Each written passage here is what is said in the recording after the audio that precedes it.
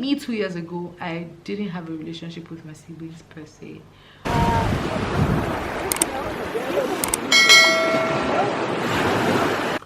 Hi guys, welcome back to my channel. Oh my god, I can't believe I'm saying that. I have a special guest here. I'm a baby called Shirley. That's right, Shirley. okay. Today we are going to be talking about how to be unapologetically yourself in 2019 in this life. Period. And that's one. Period.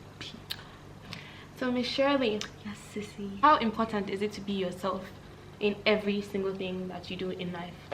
Firstly, I know that being yourself is the only superpower you have. Doing you, doing your thing when you want to, how you want to, where you want to. It's all there is. It's really all there is. And it's not something that you pick up from an early start, or you pick up just like that. You have to obviously get through a whole lot of life experiences before you realize that like you are the only thing that you have. And I think it's very, very, very okay to feel less about yourself sometimes, because it's the only thing that it's exactly, it's normal. Exactly, that's the word. I think it's really normal to feel down about yourself. I feel like less about yourself, but it's really important to always remember that at the end of everything, you're the only thing that you have. You're the only person that you have. I think for me, even the worst thing about not being yourself is missing your blessings, because you cannot collect what is meant for you if you're not being yourself. Put your personality out there, or you put your singing out there, or you put your drama out there, whatever it may be, and getting a massive opportunity because of what you've done.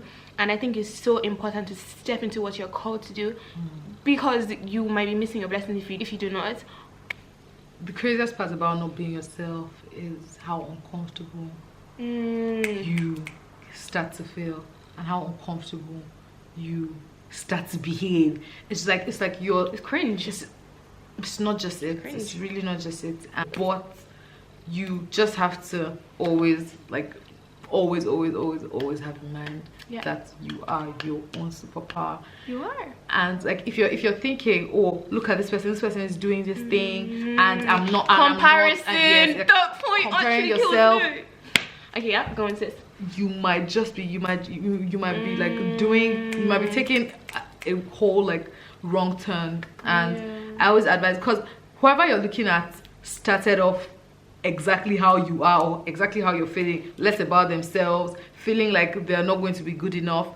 But at the end of the day, the only thing is you just need to step out and put it, because whatever you have, another person doesn't have. Whatever is in you is not in another person. You are your own superpower. You are your own superpower. Keyword superpower. Also, Keyword, the more time is people compare of, like, say, social media. No one is posting their failures. Let's be honest. No one's posting. Social media is like 1/4 of whatever it is in real life, or a quarter, not even one, because there's a whole lot. I can't even and you can't compare your worst day to someone's best time. It's just like, I feel in more cases than not, nobody will tell. Most people are quite private about like their failures, which is fine, and you won't know everything about anyone. So being confident in yourself and your own journey, and not comparing it to other people, is what you have to do. As difficult as it that may might seem. be. No, I totally agree with you, because no, I'm not going to give scenarios, but even things as little. I'm not going to give scenarios. Wait, one. But as little somebody dressed nicer than you are at the time, is like, why does this person have this and I don't have it? Oh my god, I know what I'll look like if I had this. It's just not okay to have those things in mind, because your time will come and it won't pass you by, just like the person's time has come and didn't pass them by. So there's space for everybody. There's space for you. There's space for everybody to progress. This always, every time, always meant unto God so much. Like I believe in God so much. Like I have a whole lot of faith in God because He's just the author. What would you tell yourself 3 years ago in regards to how to be unapologetically yourself? Like what would you say? And yeah, where do you think you were going wrong and how did that change for you? Right. I feel like it is okay to unapologetically be yourself, but there's this thing where because you're trying to be yourself, you now don't want to listen to people who are telling you the truth about yourself, like the bad traits that you have.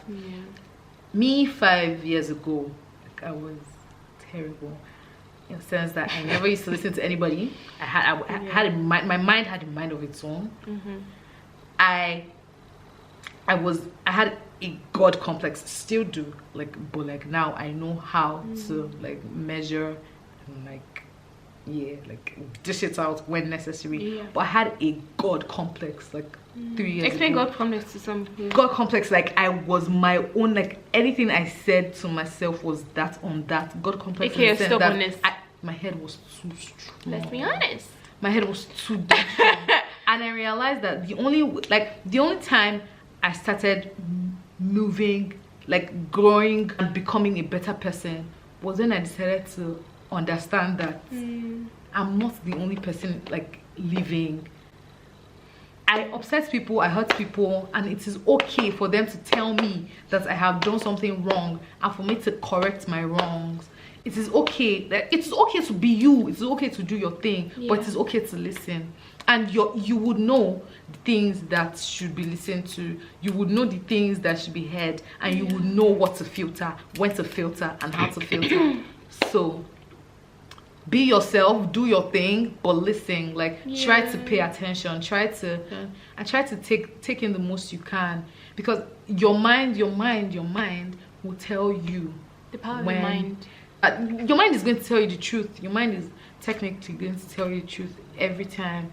So it's okay to walk in your light, but it's okay to listen. Self-awareness is not easy. It's not easy. Hard. That's the truth. It's not easy, but so necessary. It's not easy.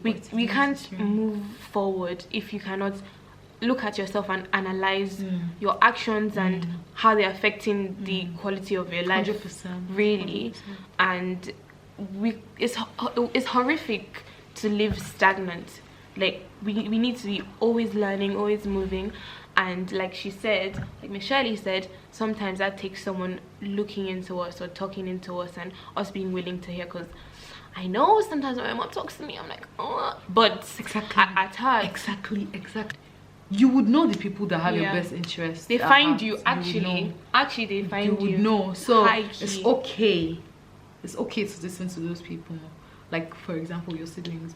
Your siblings might be the most annoying, whatever, but they'll always tell you the truth, and that's on period. They'll always let you, like they might be. And the thing is, me 2 years ago, I didn't have a relationship with my siblings per se, but like me this year, this 2019, we've gone closer because I decided to just mellow down, just relax, just understand that these people actually do love me.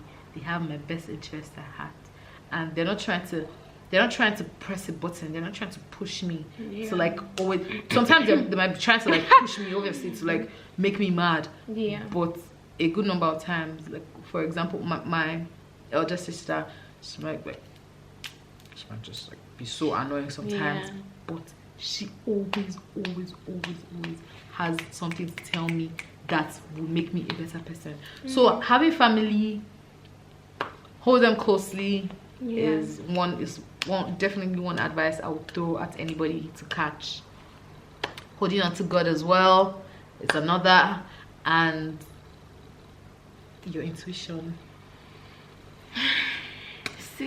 Intuition points. Oh my! Actually, I really want to hear what she has to say because she has a tea. She has. When I come to her for advice, she has a tea. So let's go. Let's go. But please, do not joke with your intuition, because like I'm not even lying, 99.9% of the time, when I go against what my mind has for me, I end up messing up. When your mind tells you be patient, cause that's the only that's the God in you speaking. I'm getting at it. That's the Lord in you talking. When it tells you move, you move. When it tells you sit, you sit. Whatever your mind tells you to do, whatever is going to, there's nothing. Peace, and peace. For me, peace is everything. If I'm doing something and